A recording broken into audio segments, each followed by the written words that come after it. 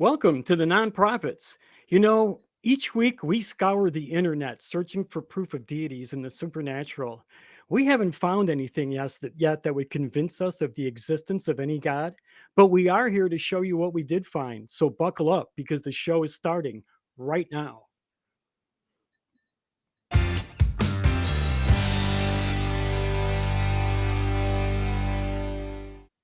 All right, and welcome back to another episode of the Nonprofits, the show where we discuss news and topics of the day from a skeptical, humanist perspective. My name is Kelley Laughlin, and today's topics are a hotbed of mess. And to help us organize it and clean it all up, I have a very special panel of excellent guests. Way over on the far end is the jaunty Jason Friedman. Hi, Jason. How are you today? Hey Kelly, how you doing, man? I'm so glad you're here to be with us today. And right next to him, the amazing Cindy Plaza. Hi, Cindy. Hi, good to see you. Good to see you too. And next to me, the terrific Timothy Bethel, our very special guest. Hi, Timothy. Hey, good to be here. Hey, thanks for coming. And to our regular viewers, where might they have seen you before? Um, on theater stages all over Austin, doing improv and stand up and sketch comedy. Oh, cool. Cool. Very, very, very cool. And I want to tell everybody that this show is, in fact, a product of the Atheist Community of Austin, a 501c3 nonprofit organization dedicated to promoting atheism, critical thinking, secular humanism, and the separation of religion and government. And today we have got a bunch of crazy stories. We're going to start out with an update on our buddy Bishop Bling. And this time he allegedly stole the whole church. And then we're going to move on to the Pope telling us that we should love our sexual abusers. And then on the missing organs in Kenya death cult. And we're going to wrap it all up with how to love the hell out of an atheist. And as with all of our shows, links to today's topics are in the comments below. And a reminder, if you want to come into the show prepared, you can check out the Nonprofits Facebook fan page on Friday night because we post all the links to the stories we're going to cover today. So you can be right up on the ball with us. And we're going to move into our good old buddy Bishop Bling is in the news. And Timothy's going to take us right into it. So go ahead, Tim. Tell us what you got.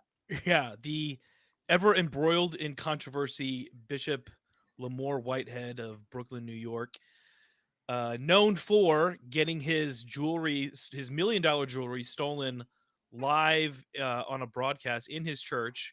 Probably his most famous escapade. But now he is back in the news for evicting another church from their premises on faulty, fraudulent grounds. And I think Kelley is going to tell us more about that.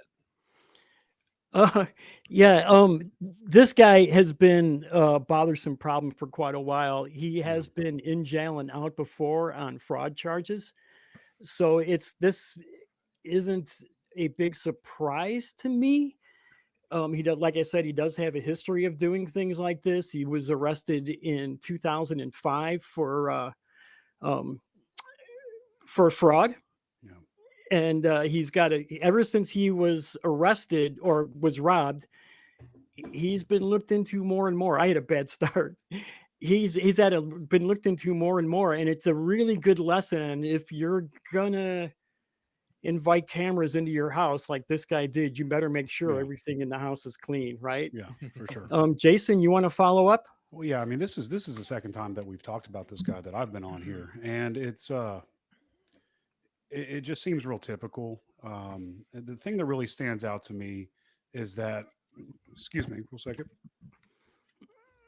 It's that he's doing it to his own people, and he has no concern for their well-being. There's no body of Christ in this, and what it really highlights is that it's showing what his true God is, what he really follows, and of course, it's money. If you look at King James version, 1 Timothy 6:10, that states, the love of money is the root of all evil. That's King James. And then the New Testament quotes Jesus is saying in Luke 18:25 that it's easier for a camel to go through the eye of a needle than for a rich man to enter the kingdom of God. What's so interesting to me is, Jesus constantly called his followers to sell all they had, leave behind all cares for earthly things and to follow him. This pastor clearly forgot about those verses and Jesus's repeated glorification of poverty and suffering. Cindy, what do you think about this guy? Yeah, you said he did that to his people. I'm not sure it's really the case. It's always hard to determine the um, like all the guys like him, like Kenneth Copeland and all the Hmm. others. Do they really believe in all this, or is it just to sell it? But yeah, I actually chuckled when, when I read the article because when the original minister of the church that was basically stolen, he says, "It's a big shock. I leave everything in the hands of God." And that made me laugh because, how could this weak God allow this to happen in the first place? Hmm. How could he let an entire church be, his sacred place to be stolen? So this shows the limit of the God works in the mysterious ways kind of thinking. Hmm. Uh, there is no predictability with this method, with this way of thinking. It's good thing happen, it's God. Bad things happen, it's also God, but he has an excuse you can't understand. Mhm. Outside the fact that this argument is designed to be a thought stopper, it also appeals to something we need to work on as a society, I think. It's deference to authority. uh, the more all people sense their grapple on society goes away, the more they try to focus on this. I'm the elder, so you have to say to do what I say. But the idea that an authority, whether it's an elder person, a politician, a boss, a parent, a religious leader, is more likely to be right because of that position of authority, that's just Hmm. wrong. Yeah. The two have nothing in common, especially in a society where we don't really tend to put people in place of power because of their competence. Um, Mm. so yeah, the two, authority and knowledge, have nothing to do in common, and the God belief hinges heavily on this. Yeah. uh, the, the Mhm.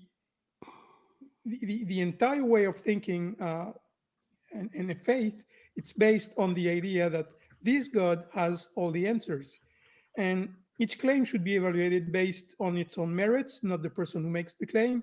So we need to be more skeptical of what people say and what people do, and maybe people won't fall into these kind of issues again.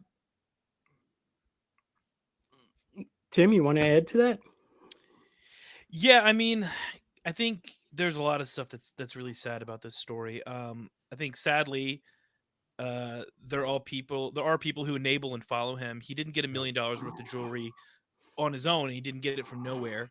And it's just unreal to me that people see someone using their tithe on expensive clothes, jewelry, cars, houses, and they still think they're doing something good by giving to them.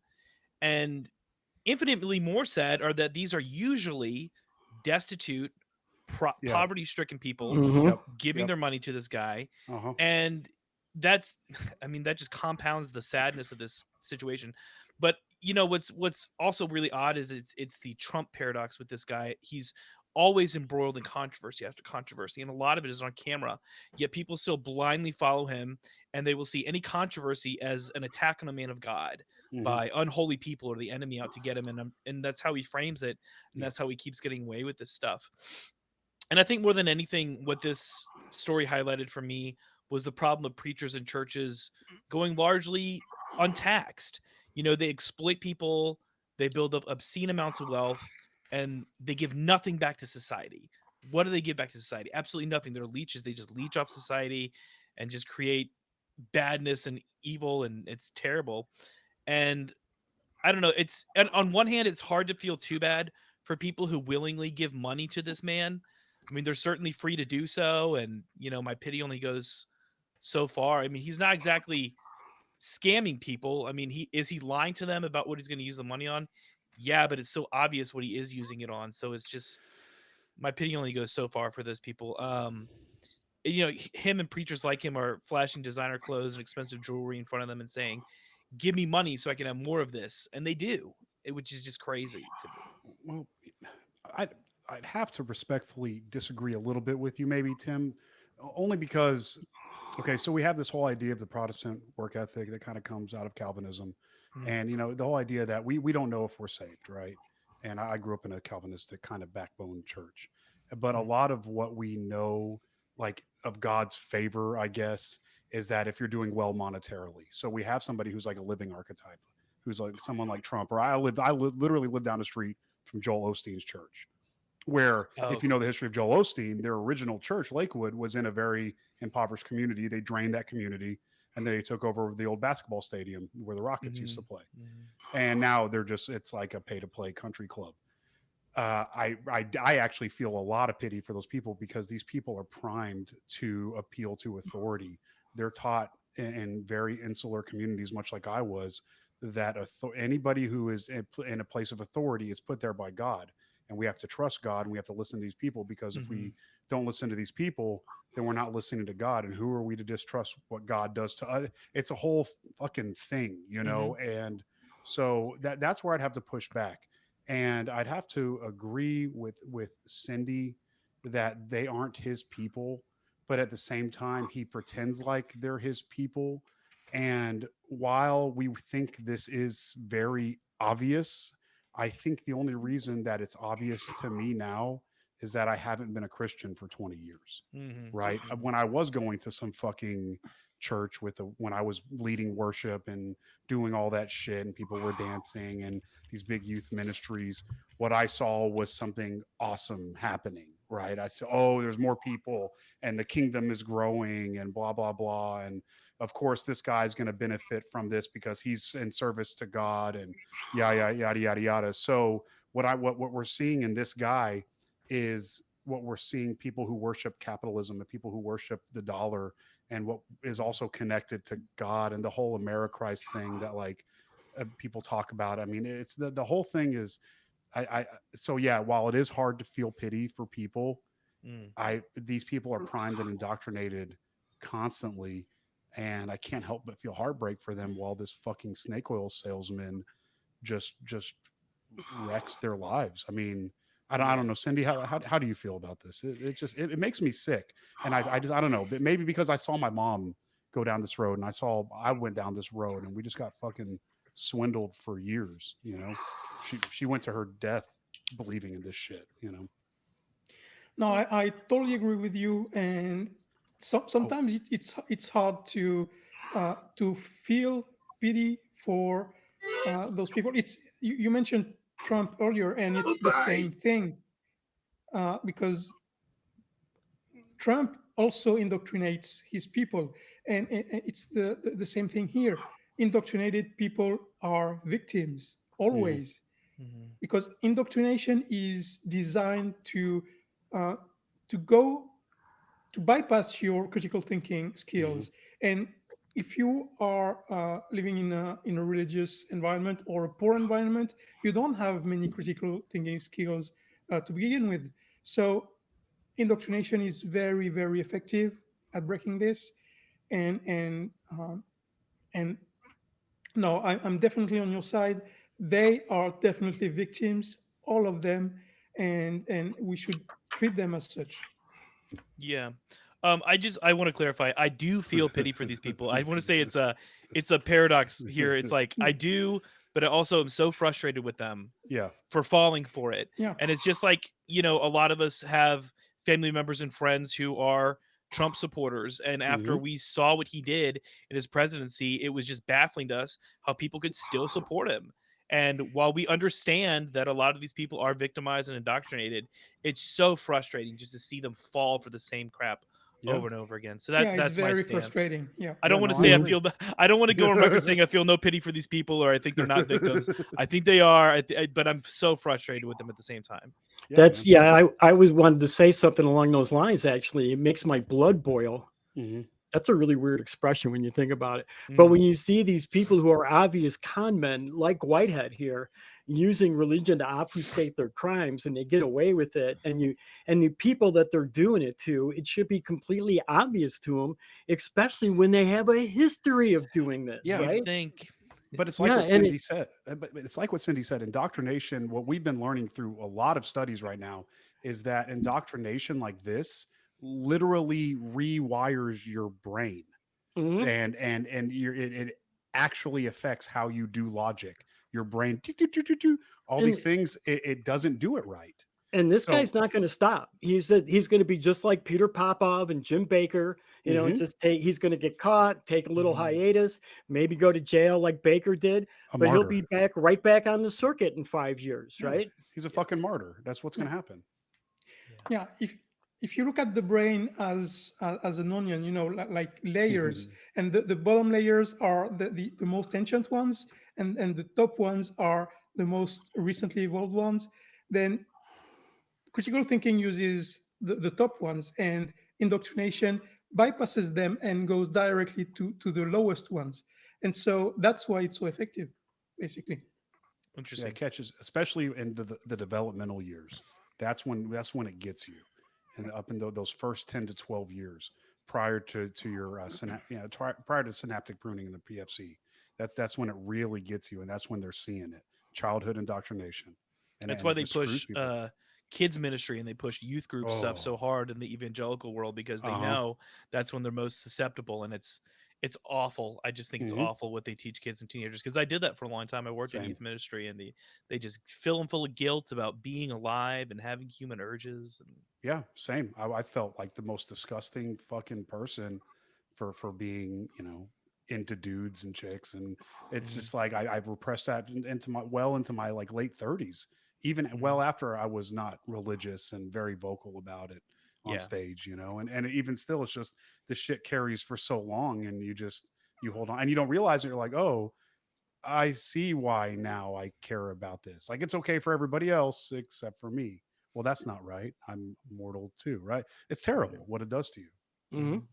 And it has a built-in default for its Hmm. leaders, right? So Yeah. that all they got to do is say, "Oh yeah, I did wrong. I'm so sorry," and we can just bring you right back because you're sorry, right? You confess that you did wrong, and that whole idea is that we have to forgive you. So come on Mm, back, take the church back over, steal our mm. money again. It's all right.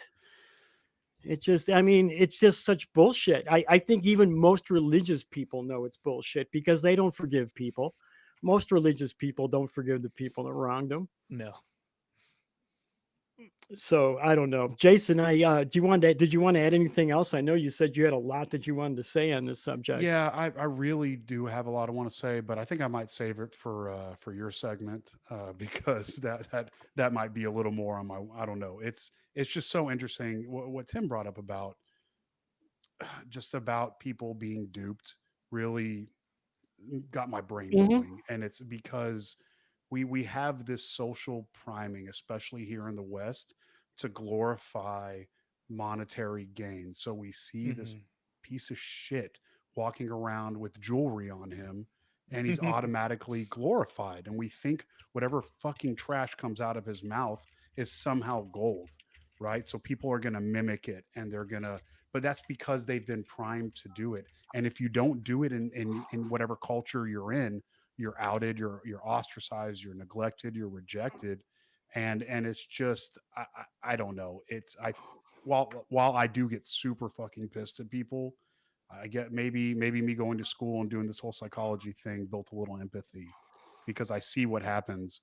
You take a couple sociology classes and cultural anthropology classes, and you just see how these things happen, and you take a social psychology class, you discuss in groups and group dynamics, and it's just you just see how people are forced into glorification of trash, right? And you want to shake somebody, but at the same time, whenever you say the word logic and they say the word logic, we're saying two different things, Yeah. and that's the problem, right? Hmm. When I say the word truth and they say the word truth, I'm saying it with a lowercase t and they're saying it with a capital Yeah. T, and we're not even saying the same fucking thing. I grew up evangelical too. I led praise and worship and did ministries all across the United States, all the way into Mexico.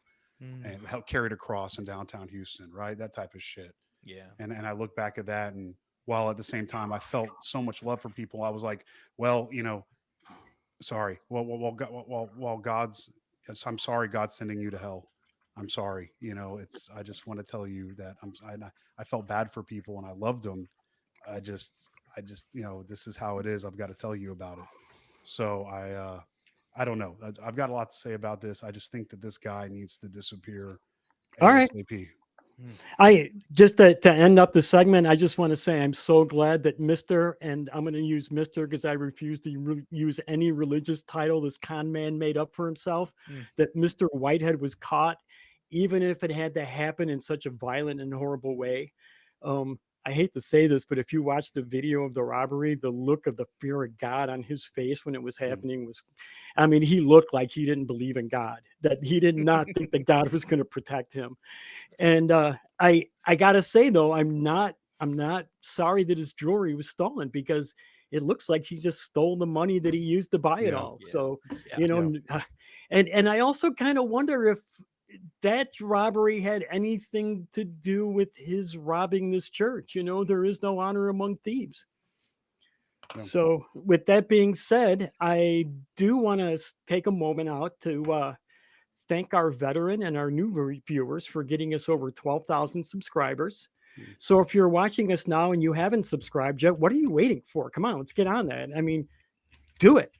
And then once you have subscribed, you can like and ring that bell so you always know when a new Nonprofits episode premieres. But it's Sunday at 3 p.m. Central, right? Right? You did know that. We knew. We know you know that. Then you can share this channel with your friends, your family members, co-workers, that neighborhood guy you don't really like, anyone and everyone, with people you don't even know. Just walk up on the street and share the website, share the channel, and you never know, you might make a new friend. But let's get the word out there so we can start helping with those fundraisers. And are you aware that the Atheist Community of Austin has all of our programming is available in podcast form? You should be aware of that because it's a lot of fun, and you can check it out at the Atheist Experience Network, where you can find all the ACA shows in podcast form. So subscribe at tiny.cc/AEN podcast to listen to episodes of The Nonprofits, Truth Wanted, Atheist Experience, and all of the other fine ACA shows. You don't want to miss a single episode. And yes, that is right. You have our permission by unholy edict to binge watch the ACA. You are not going to go to hell for doing so. So with that, though, I want to take us into our second segment. And Cindy's going to lead us on the way. So what do you got for us, Cindy? So we have an article that's given to us by Reuters.com and was written on the 9th of May, so about a couple of weeks ago. It talks about a private statement made by our beloved friend, Pope Francis. I noticed that he's very often on this show. Maybe we should invite him. So he made this statement in April in Hungary. And he said that sexual abusers are disgusting enemies who deserve to be condemned and punished, but also deserve Christian love and pastoral care because they too are children of God. So, Tim, what did you want to say about this? Yeah, I mean, I think the main issue I see here, like the most disturbing thing that really struck me first, was that the Pope thinks abusers need pastoral care and not psychiatric help and rehabilitation. That really disturbed me. Like, I can see the need to have an empathetic view towards any offender in terms of them being rehabilitated and getting psychiatric help. And it can be hard, and many people see sexual abusers as completely unforgivable, maybe even deserving of death, some people think. And I get it. It's kind of hard to have empathy for people who've committed such heinous crimes. So obviously, I think the Pope is misguided in thinking that this is something just the church can handle. It just needs to stay inside the church. And I think this has been a problem with the Catholic Church for a long time, is they just keep stuff internal and they obfuscate it. But I do think that a lot of abusers can and should be rehabilitated, however hard it may be, treated with a degree of empathy, and the fact that they should at least be attempted to be rehabilitated, not just sentenced to a life in prison. Obviously, I think this is also something that should be looked at in a case-by-case basis. Yeah. I don't personally think someone like John Wayne Gacy could have been rehabilitated and released back into society. But I'm not an expert on who should and shouldn't be. My point is, I think the Pope is terribly misguided on this, but the idea that sexual abusers can be rehabilitated isn't some wild idea, just not kept internal within the church. Yeah, this is a hard topic to approach. This is something I've been studying a lot lately because it interests me, but it's also a difficult thing. Talking about rehabilitation of sexual abusers. Mm-hmm. Without going too deep in here, what Tim brought up was really important. It is definitely a case by case basis, and a lot of it has to do with who the populations that are getting abused, the age ranges. Mm-hmm. If we're talking early teenagers versus like the 12 and under crowd, there's a lot when it comes to recidivism, which means how often people repeat their crimes.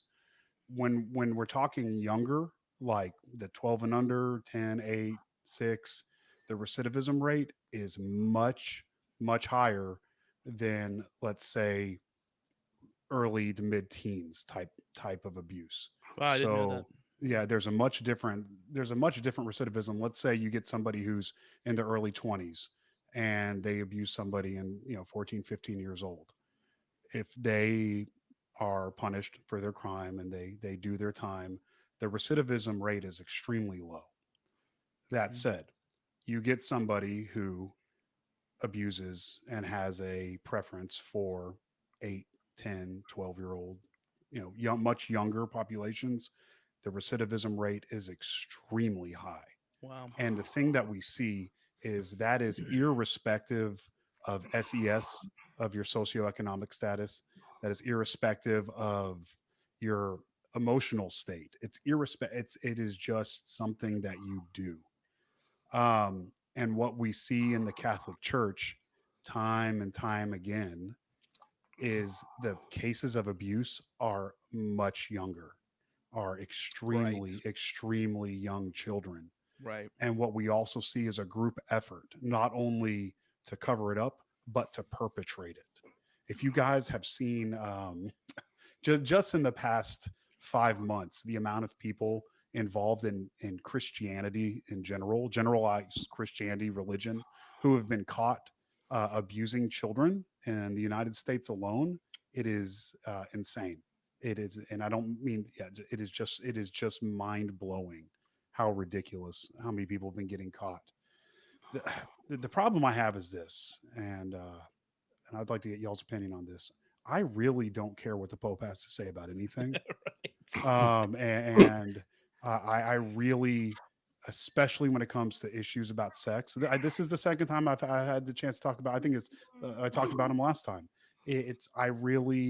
Because he was talking about gender ideologies and ideological colonization and all that crap. This guy is garbage. This is a garbage person who is. It's like, think about this. This guy is more or less trying to tell us how to treat his people who have abused people. It's like a mafia boss trying to tell us how to prosecute his underlings who he sent to go do hits. Such a good like point. It's disgusting. So the fact that he even has an opinion on this shit, to me, is nauseating. The guy won't do anything about it. The guy is anti-queer. The guy is anti-trans. The guy is anti-birth control. Due to the Catholic Church, we have a rise in HIV. We have a rise in STIs. We have a rise in unwanted pregnancies. We have a rise in poverty, directly correlated with the Catholic Church. They are they are a disgusting organization. So the fact that he is even speaking on this and that we should even care about it, to me, just blows my mind. I don't know, Cindy, how do you feel about this? Kelley wanted to go. Oh, I'm sorry, first. Kelley, please jump in. No, that's okay. And you're right. I don't give a shit what the Pope thinks either, right? The problem is it's the largest Christian sect in the world, and millions and millions and millions of people do give a shit what he says. And when he says stuff like this, it is disgusting. It is completely disgusting. I'm near speechless. Well, I guess I'm not really, because I'm sitting here bitching about it. To see a man whom so many people in the world look up to say something so heinous. You know, how can you call a so-called good human being find a place in their hearts to love someone that has a history of mistreating others in this way and has often been given at least one more chance?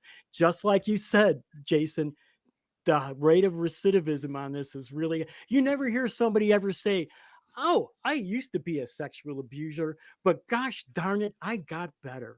It just doesn't happen. And to think that just because you're going to pray over this person and he's going to change, this is ridiculous. Cindy, you want to take it from there? Yes. So it's funny because we don't coordinate with the different hosts. Um, we don't always read the other people's notes. No, it's And yeah. no, and yet I would like to thank Jason and Timothy, because what you said is exactly what I wanted to say but didn't write because I was afraid to speak for too long. So yes, to reinsertion and correction and everything. And yes, yes, yes to what Jason said about the difference between abuse towards children and higher. It's there seems to be a different cause to the two issues. And that's what I wanted to talk about a little bit. But also, I wanted to take the lead on this article because it touches on a topic that I'm very, very much passionate about: fighting the root cause of issues and not the consequences. And I know that, especially happened a couple of times on this show, that this approach sometimes appear detached and from the reality of the consequences. But I'm not. I'm just choosing to focus on trying to solve the issue instead of just complaining. You know, French people have this reputation of always been complaining, and we deserve that reputation. But if you want to be a critical thinker, you cannot just focus on the consequences. You have to treat the root cause. Um, so in this case, as you said, pastoral care will do absolutely nothing against sexual abuse, nothing. If the Catholic Church should have learned something by now, it's that strong religious belief does not prevent sexual abuse. I just can't believe it's still something we have to point out and explain, Yep. especially to the Pope. I mean, he's the one best placed to learn this lesson. Um, so the only thing that works in this case is prevention. There needs to be a major shift in the way we deal with sexual abuse. Yep. Instead of spending so much energy demonizing abusers after they acted, although they do completely deserve it, we need to educate kids on boundaries and fund medical programs to help those who have uncontrollable urges to manage them. Because you talked about abuse towards children. Seems like from the data we have, it seems like it's it's a different kind of urge than the one we see towards adult, which seems more like society norm. Like you see the difference in India, between India and Europe, for example, where sexual abuse is seen very differently. Yeah. So yeah, we need to on the other hand educate kids on boundaries, because that's very, very important, especially for boys, and fund medical programs for people who want who have those urges and want to be cured. Because Yes. uh, Yeah. we I agree. had on AXP, I remember a couple calls of people who said, "Hey, I have this issue and I cannot talk about it because people will throw stones at me or try to Right. kill me, Yeah. but I cannot get any help, and we need to help those people." because if we help them, then there is no victim afterwards. On No, the other I agree. hand, justice needs to be more severe when cases are brought, because if we offer you help and the help you need to not abuse people, then if you don't take it, then you're even more responsible if you act. That's how I see it. No, I Jason? agree. Um, well, actually, here, if you wouldn't mind, I'll throw it to Tim real quick. I know he's wanted to say something, Yeah, but I'll say sure. so. I'll follow up after him. Yeah, I just wanted to echo what Cindy said earlier about how like authority and knowledge are disconnected, and yet so many people look to the Pope as some ultimate source of knowledge. And I mean, to a degree, you kind of understand why they would. I mean, why wouldn't they? He's the mouthpiece of God to a lot of people, and who knows more about anything than God, you know? But I mean, what does the Pope actually know? What kind of education does he have Hmm. on this kind of stuff, about the psychiatry of this, about, you know, the about anything about sexual abuse? What kind of education has he ever had about this, the psychology, the psychiatry of this? None. And that's why it's so disturbing to see him say something like this needs to be handled internally, because I mean, what are they going to do? Pray and have them read the Bible? That didn't prevent them from doing this in the first place, and that's what they were doing before. And so I mean, that's their solution, is Yeah. going to be more prayer and more Bible reading. I mean, I don't understand what they think they're going to be able to achieve, with that. So No, Jason. I agree. And again, also too wanted to echo what Cindy was saying and kind of what we were talking about with the first segment. I think the problem we have here, especially, is that you have these men who are in positions of assumed authority. So you have these children who don't know how to set boundaries, and they're taught to more or less do whatever this person says. Um, my youth pastor growing up, I found out years later that he was a convicted or is a convicted sex offender. He sexually abused a child. And I'd look back while going through. I'm still going through some PTSD therapy right now, and I was having a real rough night processing some stuff, thinking about some things. I'm like, maybe this grown man shouldn't have been massaging me alone. When I was 14 and 15 in his house, and maybe he shouldn't be hugging me and touching me that much. I think I'm gonna look up the sex abuser registry. Because Wow. I can't sleep. It's 3 a.m. and I'm going through some shit. And of course, I find his name, and there he Wow. is, and there's his face, and it's a very unique looking individual. There he is, and I just look back at all that stuff, and it just everything. Hindsight's 2020. It's just clear. Everything's paying off. I remember he's like he would just preach. Men aren't close enough in this society, and we need to hug each other and be close. And I had kind of a broken family life for a long time, so of course I'm telling this guy everything, and he has a little group. It's me and this other guy, and I'm not going to dox the other kid that I was with, but this youth pastor, this guy named Rodney, he's just a disgusting person who was a predator, who was preying on us and put in a position to where we were, it was evangelical. So, we're spilling our guts.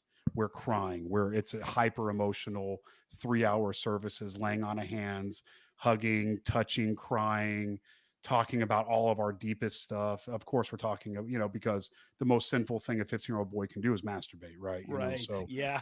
so of course, all we're doing is talking about masturbation all the time to this guy, right? Jesus. And then of course, I come to find out.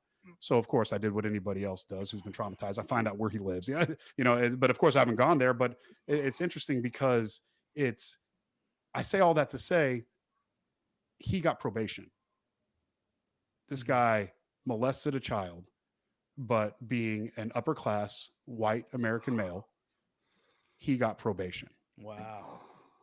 And that's it. So what we have here is a failure to Of the justice protect, system. a failure of the justice system. We have a Mhm. failure to protect our youth. People like Rodney Graham of the Encourager Church can rape children and still live in a house and still function in a daily society, where you have somebody else who's a poor African American male who had a little bit of cocaine on him is in prison for 15 years. Yeah. You see what I'm saying? With Mhm. where that person has the medical problem and he can be rehabilitated. He can Mhm. be moved out of whatever society he's in or whatever culture he's in and be put somewhere and do well. Versus this individual who targeted children and was a predator, and no matter what, he will always want that. But yet society lets him just do whatever he wants for the most part. He just has to go check in and take some pictures. I don't know. I'm starting. It sickens me because it hits very close to home. Right. I don't know, Cindy. How do you feel about this? Yeah, I'm so sorry about what you went through. I didn't know. I wanted to react to what Timothy said about the Pope having no education, and it's something that frustrates me a lot. And I know that I said this already in the last time I was here, but I'm going to repeat it. 25% of everything we know about the brain we learned in the last 5 years. Mm-hmm. So everything we know about human behavior we learned in the last 5 years, Yep. and 50% we learned in the last 15 to 20 years. So unless you look into what science says today and not 5 years ago or 50 years ago, then everything you're going to say and believe and preach is Mm-hmm. bullshit. Yep. I agree. I agree. Psychology, as far as I'm concerned, is 20 years old. You know, I mean, and I agree with you. I talked about that the other day on Discord.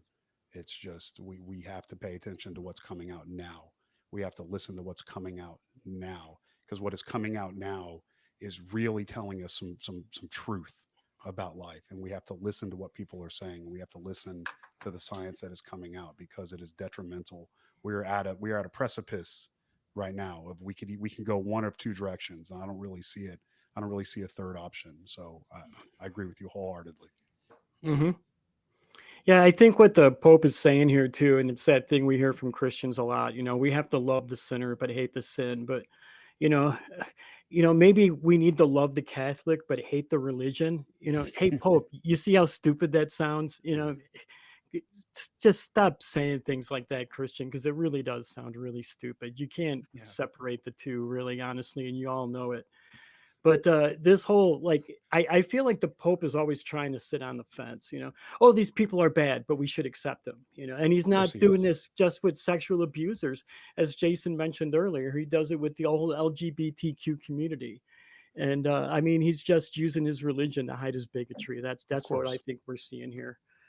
And I'd like to talk more about this, but we really do have to wrap this segment up. So I do want to let everybody know that if you can arrange to be in the Austin area on Sunday, May 28th, you should consider joining us in the ACA Free Thought Library for live broadcasts of Talk Heathen and the Atheist Experience. I was there in January. I had a freaking blast. If you can do it, do it. If you even live a few hours away, get all the kids, pack them up in the back of the station wagon or the SUV and head down there. Doors are open at noon on Sunday. Parking is wherever you can find the legal spot. So you might want to get there early. The lot is small. It fills up. You might have to walk a block or two. So get there early. And if you can't make it there this month, we will continue to broadcast from the library live every Sunday, last Sunday of every month. So keep watching this show and the website, atheist-community.org, for news and information as we expand our in-studio offerings in the near future. Also, have you ever said to yourself, hey, self, yeah, you, I really love the content the ACA creates, but I really wish there was a way I could get it all the time. Well, then we've got you covered. We really do. You could check out the brand new 24/7 AXP TV live stream. You can tune in at any time of the day to experience a constant stream of shows, clips, and specials from the over 26 seasons of the Atheist Experience. You can watch or simply listen to your favorite hosts and maybe discover some hosts you've never even heard of from years past. So visit tiny.cc/AXPTV to join in the fun.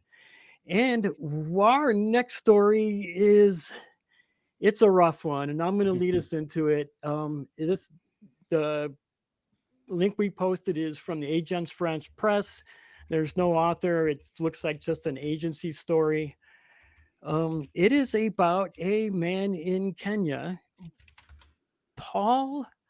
I'm going to probably butcher this middle name, Paul Nathenge Mackenzie, who is a self-proclaimed minister, and he started a religious community, got a bunch of people to come and move into it out in the forest, and 130 people, or at last count, 130 people and possibly more were found dead. Most of them appear to have been starved to death. And there are even links to a very popular televangelist in Kenya, too. So I'm going to swing it off to Jason real quick and see what he has to think about it. I mean, this is a rough one, man. You know, I had started reading that. And I'm like, this is something inside of me said they're going to be harvesting body parts. So I kept reading it. I'm like, yep, that's what they did. They told these poor people who, again, another person in power, right? Isn't this what we're talking about today? People with assumed authority, people who are primed to believe these people, right? Yeah, it seems to be the running theme today. I Yeah. mean, that's just kind of what we're talking about. These people were told to suffer like Christ, right?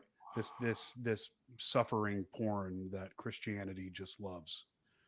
So they suffered and starved for Christ. But then also they strangled their children. But you know what? They were missing body parts.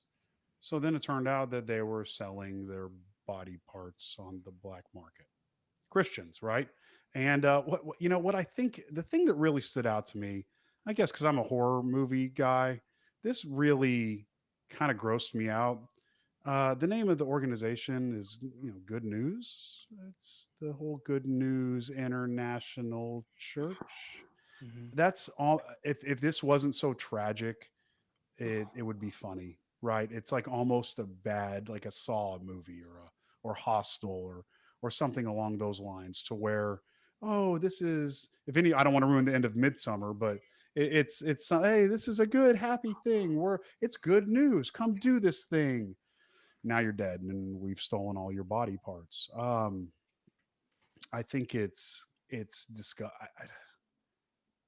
just disgusting, and it's done in the name of religion. And I don't, people are like, oh, communism, atheism, blah, blah, blah. No, this is what we see religion do. These are the results of religion. Either it's a quick sacrifice like this, or it's just a lifelong sacrifice, of which our fourth segment will go into. The glorification of suffering needs to end. It is a disgusting, deplorable thing that people who hoard your wealth and your body parts and your life, they take it from you while telling you it's okay. We come in peace. We come in peace. Bang, bang, bang. We come in peace. I don't know. It disgusts me. Cindy, how do you feel about this? uh, I just couldn't believe it when I read the article. This story it's just so sad. I mean, 112 people dead. 112. But what's even worse than that is the cynicism shown by the religious leader here. I mean, the fact that he's still alive shows that, again, as we said earlier, he doesn't believe the shit he's selling. Mm-hmm. Of course not. But you add to that an organ harvesting traffic. I mean, when when I was reading this, I was thinking, is that the world I'm living in? I mean, Mm-hmm. it's just insane. It's Yeah. just insane. And I know I don't want to go into the justification of the beliefs and everything like that. But this organ harvesting traffic, it goes so much against all the doctrine of Christianity, because when you look at the nuns' history in Ireland, between 1920 and the 70s, uh, they had homes for single mothers over there, and they didn't take care of the children, and most of them died, Hmm. and they didn't have the right to a proper burial because they were born out of wedlock. And so on one side you have those children are born outside marriage, and so they're not worthy of living, basically. Hmm. And on the other side, you have this, and you say, hey, Christianity, here, come here, and we're going to harvest your organs. I, I, I have no words. I mean, it's it's horrible. It's almost unbelievable, almost. Cindy has no words. Tim, do you have some for Yeah. us? Sure, Sorry. yeah. No, you're okay, Cindy. If Cindy's done, yeah, I don't know if you have more to say or No, go ahead. okay. It's a rough subject. I get Yeah. it. Yeah, It's a yeah. rough subject. Very grim. Wrote, cults are always awful. And you have to wonder how good at manipulating this guy was to get so many people to starve themselves to death. And it's completely sinister that it looks like he harvested their organs for cash. And I think sadly in a case like this, we may never know the whole truth. Did they know this was going to happen to them? Were they completely duped? What were they told? But it seems like someone was tired of his shit to the point where they tipped him off to the authorities. So hopefully more people will come forward and expose this whack job. It one thing that I kind of wanted to touch on and get y'all's thoughts on too is that anytime something like this happens in Africa, I can't help but wonder what degree the impact of Christian missionaries have on scenarios like this. Like obviously cults and religious nut jobbery can and do exist independently of Christianity, but this was a strictly Christian cult. Christian missionaries have been going into places like Kenya for decades, telling them fantastical tales of miracles and general superstition. And you can't deny that this is the undeniable outcome of telling a largely impoverished, uneducated population whimsical, fantastical tales about people not eating for 40 days and how it brought them clarity and closer to God. Yeah. I mean, Yeah. that's a. I like to study cults. That's kind of my side hobby. And diet control is huge. Mm-hmm. You see it with the Anthill kids, with Rock Therio up in Canada, diet control. Aum Shinrikyo in Japan, diet control. Uh, you see that with the Hellbop folks, Jim Jones. You see that with more or less any cult. You see that with the Catholic Church. You see diet control, especially with Lent. You see True. Good sex point. control. You see if you can control what somebody is eating, and especially if you can get somebody in a malnourished state, they become highly suggestible, and they're also in kind of a hallucinogenic state to where they feel euphoric and everything's kind of ethereal. I remember the evangelical, and of course, evangelical Christianity is real big on fasting. And I remember we Right. would fast. Yeah. Yeah. So, so we would fast, and we would always see you feel like you're getting closer to God, when really I realized, when I started fighting and doing cage fighting, I would fast. And I'm like, oh, this is because I'm starving myself and my body's going into ketosis and I'm cutting weight. This is why I feel this way, because I'm starving. So it's I don't know. I'm really it's cults are funny because like cross culturally they're the same, same but different type of thing. It's really interesting how you get this type of dynamic of this charismatic, confident, generally male figure who takes people who are in need with some type of lack in their life. Generally, I say generally because a lot of people, a lot of times, where you have Scientology or you have like Shinrikyo, you have people who are engineers who are actually, or something like ISIS, where you have smart people involved, but in most cases you have impoverished poor people, like you see with the Manson family and things along those lines. People who are in need, people who are highly suggestible and probably have a proclivity for those beliefs. I just it's I but I can't help but think it's the same thing we were talking about for people who are adherents to that Mr. Bling Bling guy, right? I mean, it's that same cultural priming. So if you grow up in a culture that is highly superstitious, and then you have somebody come in and you talk about miracles, and then you have somebody who knows how to speak the language of that culture, but then blends that with the new religion, and then they glorify suffering, much like how Catholicism does.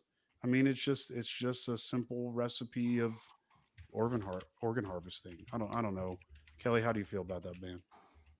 I started reading the story and I thought to myself at first, oh, a crazy Christian preacher in Africa. I never heard that one before, right?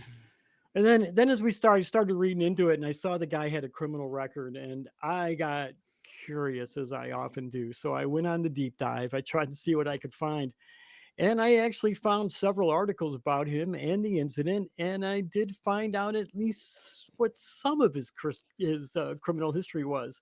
Mm-hmm. I found out more about the ideas he preached, and sure enough, they are a hotbed of idiocy, madness, and conspiracy theories. Of course. Of course, he believes education is evil. Of Yeah. course. And in fact, he was arrested in 2017 and 2018 for encouraging kids to not go to school, Of course. claiming the Bible doesn't recognize education. Yep. Of course, he also believes the schools are promoting homosexuality through sex education programs. Good. And he even said, direct quote, I told people education is evil. It teaches children gayism. Gayism. I didn't even know gay was an ism. That's good. That's good. That's my new. Yeah, That's my new that word. kind of cracked me up. I was actually laughed for a good 5 minutes after I read that. He's also encouraged women not to seek medical aid during childbirth. Gross. And needless to say, he's an anti-vaxxer as well, Right. because he thinks doctors serve a different God, quote unquote. And it left me wondering what God that was. And honestly, what the hell God is he serving that he's letting all these people starve to death, right? And now to top off all of that creamy goodness of insanity, he also believes in a new world order and warns people about satanic symbols hidden in the logos of international companies. Yes. I mean, So but I mean, we this hear the guy's a same total thing. lunatic. Yeah, we hear the same thing here in the States. That's what Yeah. I'm saying. It's cohesive across. It's what we don't realize is that we live in a global community at this point. We have the whole time space compression thing with the internet, like time and what used to take years to get around the world. Now we can hop in. I can go buy a flight right now and just go fly to where Kelley is and go hang out with him. We can go fly to Japan now. Go down to Australia. I mean, it'd take me a week to get around the world. Be easy, right? Right now, all four of us are in different places. I'm closer to Tim than anybody else, but even still, all four of us are all across the world from each other, and we're having a real time conversation, right? So ideas, bam, are passing, and we thought that religiosity would decrease due to globalization, due to the internet, due to time space compression. No, we're seeing it rise, and we're also seeing the share of misinformation rise. We're seeing, we would think that misinformation would get disseminated. No. And what we're also seeing, and I have some really cool studies on my computer that show a high correlation with what Kelley was talking about, all the things he was bringing up: anti-education, belief in demons, belief in gayism, which is my new favorite word. I love it. I know, right? I'm all about some gayism, and it's my favorite thing. And you should see my Pornhub searches, but it's to me, there's a strong correlation between that and traditional religious beliefs. Now the thing is, there in a lot of cultures, there's a big distrust of modern medicine, and it's really I've watched multiple documentaries on the influence of modernity maybe on tribal cultures. And I remember watching one video, and it was in Africa. I'm not sure, I can't remember where it was, but there was an infant who was infant age, young infant, who was sick. And they said they were mourning for the infant. And they're like, but the documentarian said this kid could be saved and it'll be okay. But they're like, no, the kid's going to die. Like, but we could take it to the doctor and the kid will be okay. They're like, no, we're mourning the child. And the way it was explained, it was just a lot of things were kind of, it was a whole thing. So if you're already kind of taking that sentimentality and that distrust of modern medicine and Western medicine, and you're just cultivating it, it only makes sense that people would go down that route. I don't know. Tim, what do you think about that, man? I think that you're so on point, and it's hard to kind of detangle who is influencing who. Is this Western conservative Christian culture influencing Africa? Are we all influencing each other here? Because you see these ideas echoed in American conservative Christian culture. Distrust of medicine. The schools want to indoctrinate kids. That's the biggest thing right now. And I was a teacher for almost 10 years, and I just heard it all the time from people who have never taught, who know nothing about public education in America, just spouting off this nonsense about how it's a public school's goal to indoctrinate kids with homosexuality and LGBTQ agenda and all this shit, when all we did was tell them gay people fucking exist. Yeah, they are a thing. They're real, and they're human beings just like you, and they deserve rights just like you. But apparently to them that is so evil, and because they want the eradication of homosexuals. That you mean ask any conservative Christian, they won't say it. No, I don't want them to be eradicated. But yes, they do. Yes, they do want the eradication of LGBTQ people. And even, soft Christianity, the more liberal Christianity that we're going to talk about in a little bit, enables this, and it paves the way for this. And you see all these things in our Western world, the distrust of doctors, and seeing satanic images in industrial logos too. I was just watching a video today where they were interviewing some guy at a rally, and he was talking about how the Monster logo represents 666, and it's evil to drink Monster energy drink, and people are teaching their kids this all over our country and all over the world. It's just insane. I watched that same video. I got a good laugh out of it. It's wild. One of my daughter's classmates, she's in 5th grade. One of his parents teaches, or one of her classmates' parents teaches their students or their kids that stuff, and they talk about those things. And she's like, "Dad, that so and so said this thing," and it's like, that's kind of wild. Well, my dad taught me that Halloween is Satan's birthday, and this, that, and the other. And it's like, this is so wild. My daughter was told she's going to hell the other day for dating a girl, and for me being my family's ethnically Jewish, and for her being Jewish, she's going to hell. I mean, it's so wild, just the stuff that these kids are being taught. It's just such a the rise in homeschooling is really disturbing to me. Just that it's totally legal for parents to keep their kids at home and teach them God knows what, and there's no oversight, and there's no checking in on what they're teaching, and they're just feeding them bullshit like this all day long. And it's crazy to me that people can do that. That's the thing you can do, is keep your kid at home and not expose them to anything. And the guitar player in my son's band was homeschooled, and we are re-educating him. We're teaching him science. I mean, he's like 18. We first started hanging out with him a lot when he was 18 years old, and he knew absolutely no science whatsoever. Right. Yeah. It's a real shame. Really is. And I don't think it's a coincidence if we also see a rise in trying to put children back at work. I think it's the same purpose. Oh, right. Yeah. That's a new thing. That's a real thing. I can't remember what state it was that they lowered the legal age for someone to have a job. I want to say it was Florida. It seems like everything bad is coming out of Florida right now. God, there's several states trying to put this in place. God, what a shame, man. Yeah. Getting back to the original story, which I hate to go back to because it is so horrible. Yeah, our minds are wanting and I can understand why we all kind of veered away from it, because it is such a horrible story. But I honestly wasn't surprised when I read about the missing organs. I mean, this guy and his televangelist partner, they stole everything from these people while they were alive. Does it really Yeah. surprise you that they stole what was left of them after they had died?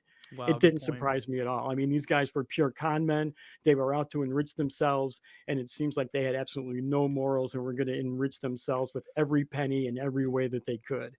Yeah. And it's disgusting and horrible that they were able to use religion to cover up their crimes.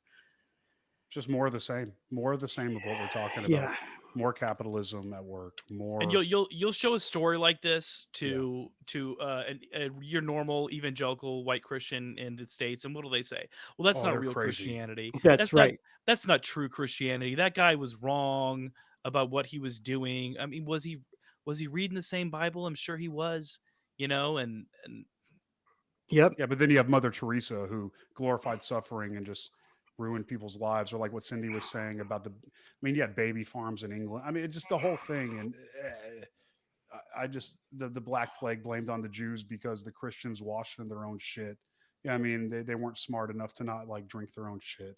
It's just so ridiculous, man. So then they blame the Jews and go try to kill them. Yeah, it's just typical It all the is. time. It's It disgusting. is, and it's a story we've heard many times, and I really wish we would stop hearing it. Honestly, We got one more.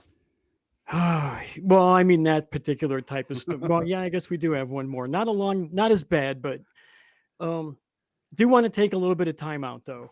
You can become a member of this channel for as little as 99 cents a month. That's right, 99 cents. Click the join button below the video, and this will give you access to special chat emojis, and it'll make your name go from a really boring black color to a really cool Kelley green. Also, we have merch.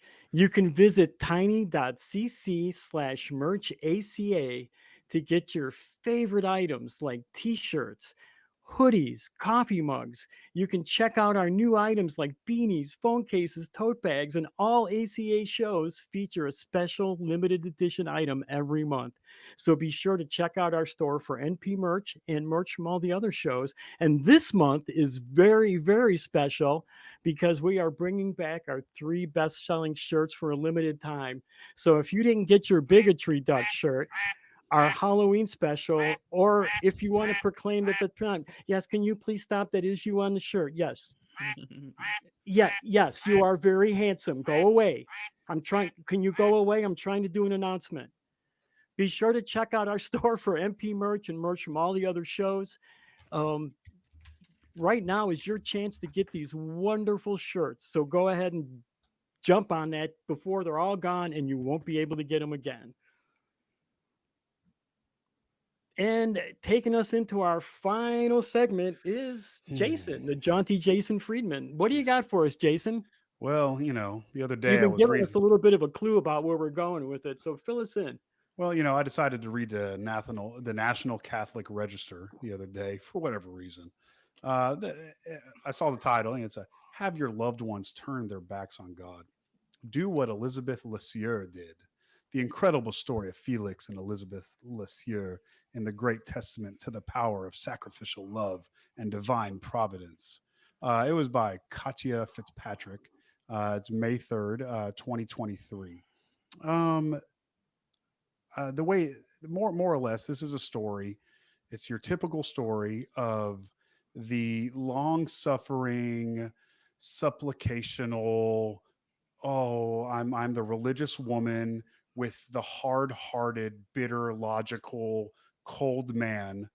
It's like your typical Bruce Willis movie story thing. And she died. She prayed for him her whole life. And whenever she died, he realized that she had been suffering and praying, and his lack of belief made her suffer. And she prayed, and then he realized that she loved him, and now he loves Jesus. And it's just it melted away his cold atheist heart. And it just goes on and on with this anecdotal, really non-compelling thing. So, Cindy, I would really like for you to dive into the meat of this story. I hope you enjoyed my intro right there. I did, and I'm glad you pointed out that you went to this specific website because, first of all, allow me to point out that the first thing I saw after reading the article was the first link in the website trending session. I don't know if you saw it. It Mm-hmm. was an article saying the born gay myth where ideology masquerades as science. Oh And God. so I could talk for hours on why what they say in the article is wrong because, yeah, I read it. Uh, but yeah, let's get back to our Frenchies in the story. So yeah, I don't see anything particularly miraculous here. Yeah, women feel strongly about something, men doesn't. Woman dies, man discovers she felt strongly about her belief, and after years, he decides to believe the same. So if we're talking about a religious belief, then theists will make the whole story sound like something grand, something Mm-hmm. miraculous, as they're trying to make it, uh, because they're trying to. Well, his husband was trying to uh, start a beatification process for her, but if we just change the belief and into something like whether a dress is blue or gold or whether pineapple uh, is right on pizza, then the whole thing becomes much, much less interesting. To me, the story itself is boring, really Yeah, boring. it really But is. why a Catholic website would put it forward today, that was much more interesting to me. The article ends this way. It says Elizabeth lived in a very materialistic society, surrounded by atheists and people with content. Oh, poor her. Instead, she chose to love them as they were. She saw each person as God's creation. She respected their beliefs, even if they were different than hers. Elizabeth Mm. brought to life Jesus' word that you love one another, even as I have loved you. And so the way it's phrased, it seems like it's been written to talk about theists today. I think that was the purpose of the article.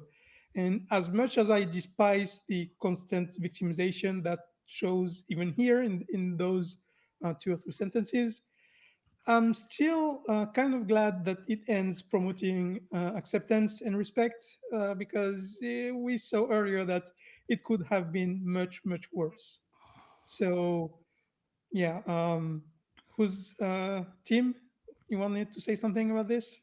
Sure. Yeah. I mean, my my thoughts are all over the place with this because so I was a Christian for a large majority of my life, Mm. and Oh, I'm glad you got better. thank Yeah, you so much. It feels I feel better. yeah. I I spent so much of my life, as a Christian, feeling like I had to convert others. And this story really struck me personally because when my wife and I first started dating in our early 20s, um, I had just gotten out of Bible college. I was working in the ministry, Oh and wow. she wasn't really Christian. She didn't really know what she believed. She was maybe like a light deist, if anything. It's hard to say. We were in our early 20s and we're in our late 30s now. But I remember this feeling of how it was like so imperative to get her saved Mm-hmm. and to get her on the same page as me. Yep. And I'll just start from what I wrote here, but the first line of this, now as an atheist and having been an atheist for about 15 years, is it seems insane to me when Mm-hmm. they write. The first line says, having a loved one who doesn't believe in God is soul crushing. Yep. And obviously I don't believe in the existence of a soul, but I mean, I get the idea of the feeling of something being soul crushing. And that just seems so insane to me because I would never say that having someone close to me having different beliefs was soul crushing. I'm friends with many, many Christians. And unless those beliefs were destructive and racist or something terrible, I would Yep. never describe their beliefs. I would never tell them, man, it's so soul crushing to me that you're a Christian. Um, so yeah, I know the story all too well, and like the pressure that family members put on me to convert my wife and make sure she was Christian, and how dangerous it felt to be involved with someone who wasn't Christian. So eventually I lost my faith, and my wife was still religious. Yet, and maybe this speaks as a testament to how much better of a person she is than I, we didn't feel at odds during that time. I think at the end of the day, we both realized we both valued the same things. We were on the same wavelength about 99% of things, just not God's existence. Now she would consider herself an agnostic, and I'm a staunch atheist. But it's a Yeah. testament to how people change with time, and that if you truly love someone, you stick with them through the changes. You don't. I just think it's kind of really sad that this woman stuck with this man for so long, with the idea that she was eventually going to convert him. That was the end goal. Yes. It's such a sad way to have a marriage. Um, so yeah, it's so weird to me now to imagine having to convert someone to the same beliefs as you just so you don't feel lonely or isolated. Um, because I believe that someone's belief in the existence of God doesn't always inform much else about them. There are tons of people in our society who would call themselves deists or theists, and it doesn't really inform much else about their life. Um, so I think you can find yourself agreeing with people on the big important things, and your lack of belief doesn't always have to be a point of contention. Yeah. Mhm. Yeah, I'm not sure what the entire point of the story was. It's good to suffer. Is that it? It's suffer porn. Yeah, I someone should tell Catholics that's freaking insane. That was easy. End of show. We're Yeah. done.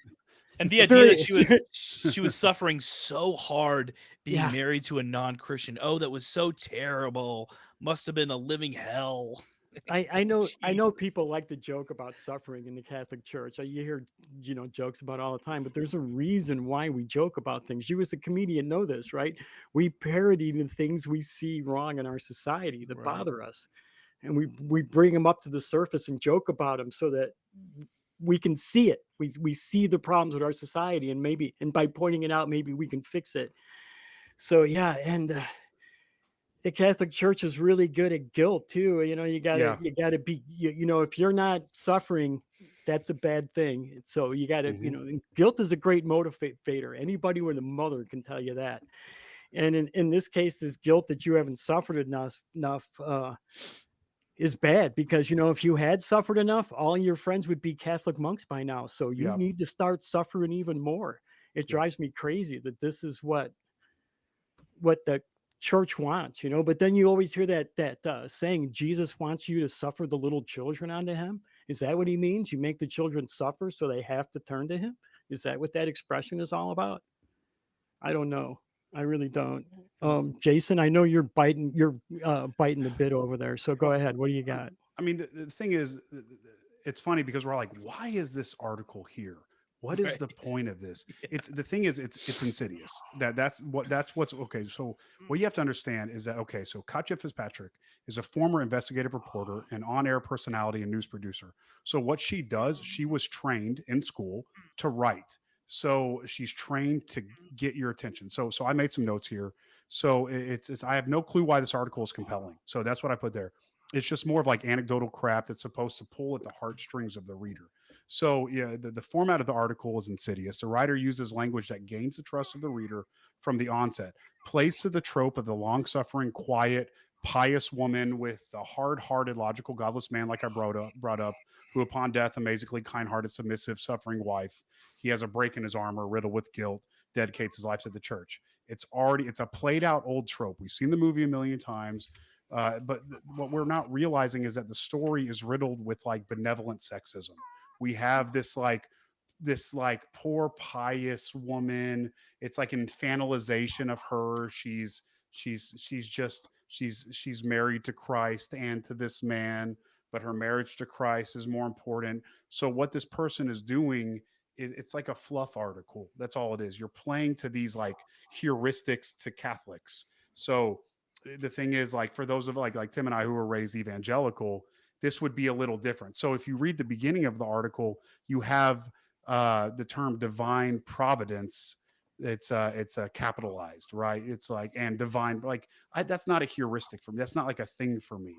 Like for me, it would be like the Holy Spirit or the baptism of the Holy Spirit. That means something to me. It doesn't really mean anything to me, but you could say that, and it's like I kind of know where you're going with it. So what this person does with this whole article is they put all these little things. So she lived a private interior life of prayer and mortification. No one says mortification. You know where they say mortification? In Catholic Mass. Constantly offering up. Who says offering up? That's Catholic words. Sufferings for the conversion of souls, especially. See, so that's what it is. It's a suffering porn. It's just like what Kelley hit on. So we have things like suffering porn and fear porn and all of this stuff to where we're just like we bathe in this guilt, and the more I'm more guilty than you. It's funny because the band I play in a band called The Burden, a hardcore metal punk band. A couple of the guys in the band grew up Catholic. We have a record that we put out called Catholic Guilt because of this, because of the need for you to always feel like a piece of trash. But that's so funny to me because you have the whole confession thing, right? Like, so should you really ever feel bad, or is that more of just like an act, like you're playing the game, right? I don't know. It's really I don't know. It makes sense to me coming from how I grew up, because we grew up very evangelical, Calvinistic-ish, to where God was a God to be feared type of thing. And we're all gross and we're disgusting and we're all probably possessed, right? You know, so I should feel bad about myself all the time, and I should always be praying, I should always be fasting, and I'm a gross person, and I should just be happy that God even pays attention to me and I might go to heaven. I understand that. So I understand the whole suffering aspect of it, but this plays to a deeper thing. This plays to a sexist idea of of that sad, quiet woman role. I don't know. It really, So true. So yeah. true. I don't know. It really grosses me out, man. I don't know. It's just, Cindy, how do you? I'm passing on to you. Thanks. Yeah, I'm glad you pointed that out, because yeah, it's a very strong subtext in the article that the woman is submissive and is right in being submissive. Yeah, the infantilization of the woman here in the article it's quite striking. And I would like to be a little bit fair to the article, because they say a couple times that the man was kind to her. He never was. He offered her gifts and things like that. It's specified several times in the article. So the only thing, and that's kind of weird in a way. The only thing that made her suffer is that she didn't believe, nothing else. And again, it plays in this submissive idea, because as when you live with someone, you share things, right? You do things together. You have feelings for each other. And everything you go through together, it builds those feelings. But those are totally denied by the article. It's like the entire life she led uh, was suffering because he didn't believe. Everything else they went through together, that didn't exist. Yeah, good call. Good and and observation. and I thought that was very, very disingenuous from the article. Yeah, I agree. That was a really good observation, Cindy. For Yeah, sure. excellent. I hate, because it's been a great conversation, and I really hate to jump in and stop it, but we are running out of time, and I have one final announcement that I would really love to make. You can, if you really enjoy what we're doing here, all of this cool stuff, and you still want to do it some more, you can join us on our fan social media outlets. You can find a lot of the nonprofit hosts on the Atheist Community of Discord. Jason and I are there all the time, by going to tiny.cc/ACD Discord. And also, you can find us on Facebook at tiny.cc/FBNP. And we really value your feedback. I'm not joking. We really, really do. Tell us what you like, what you didn't like in the comments, or you can email us at nonprofits@atheist-community-community.org. Send us an email. I love to read them. I'd love to hear from all the fans and see what they think would make a better show, or what you think would make a worse show that we should and what we should do, what we shouldn't do. Also, you can visit the Atheist Community of Austin's official website at atheist-community.org for the latest of what's been happening. And feel free to contact the ACA at large at tv@atheist-community.org. So I just want to give everybody a quick minute to wrap up the show and give us your final thoughts. Jason, you want to start us out? Yeah, first, I'm just happy to be here with you guys, and just happy to be able to share these thoughts and really dissect what's going on in this world. It's hard to stay positive whenever you see the majority of the world leaders are wrapped up in some type of religious bullshit that is hell bent to take from us. And I can't help but think that the world would be much better if everybody kept their religion private and to themselves. And I just hope I wake up one day and that's the case. So that's about all I got to say. All right, cool. Cindy? Yeah, thanks for having me as well. I always love being here. And to echo what Jason just said, the first word you said is, we talk about what happens. And I think too many people are getting apathetic to everything that happens because too many things are happening. Mm-hmm. But you cannot navigate in this world if you don't know what happens.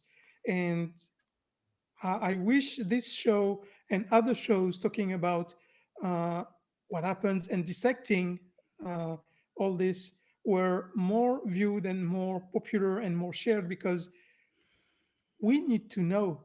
We need to know what happens because we have to react to it. Yeah, Right. I agree. Right. And Timothy, I had a lot of fun with you here today. Where so can much. where can people find you at? Yeah, I'm most active on TikTok at Timothy Bethel. You can find me there. I post a lot of atheist content, and I react to a lot of Christian content and give my views about how I find it destructive and antithetical to progressive society. So please go find me on TikTok and interact with me. It'd be a lot of fun. Yeah, I hope we can pick up some followers for you there. I had a really good time with you today. So Thanks so Yeah. much. I had a great time with all of you. yeah, for sure. and I just want to say at the end, be the change in the world that you want to see. There's that idea of the butterfly effect, that a butterfly can flap its wings and start a hurricane on the other side of the world. Be the freaking butterfly. And with that, I just also want to say thanks to everybody that was here. Thanks to the crew for helping us out here. And I want to thank most of all you for watching and listening. And we will see you next week.